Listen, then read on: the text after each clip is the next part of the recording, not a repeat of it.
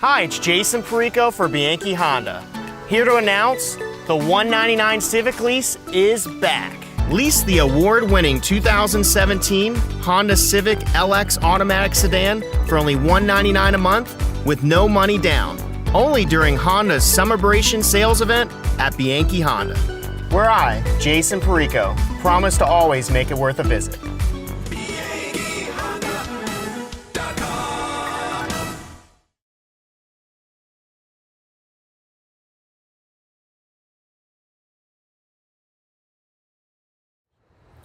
You know, 5 out of 8, we've never put a ton of emphasis into the polls because it's always where you finish the season and not to start, not to sound cliche. Each season has its own heartbeat with different players playing different positions. We were a little bit inexperienced last year, so we expect to bring a better ball club back this year.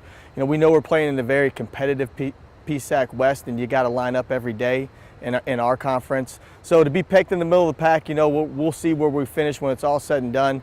But we don't put a ton of effort and thought process into the polls. Well, I think an area where we vastly improved from last year was our offensive skill and actually our offensive line. Sometimes those guys up front with your offensive line, they need experience. And we've got 4 of the 5 kids coming back that played significantly for us last year. And we've got some pieces we think to fill that other role. And there's going to be some competition through camp. But I think overall, offensively, I think we've improved dramatically from a talent standpoint. And we've got some kids with a lot of experience coming back at certain positions where you need experience, with the quarterback positions and some of the wide receivers positions where timing is important. And sometimes there's growing pains going through that first year of doing it. And this should be year 2 for a lot of those guys. So I expect that to be a strength for us as the season goes on. Our defensive line is always, those guys are coming back from last year.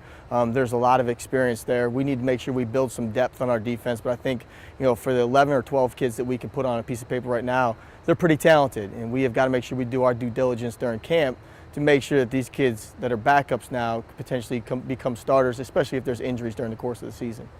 I think the balance of this football team is I think each class has a lot of leadership in it. And one thing that we did in the spring is we created, kind of a leadership council called the Knights of the Round Table. And there's 13 kids on our team right now that really control the heartbeat of the team. And a lot of those consist of seniors that have been in this program for 4 or 5 years to this point.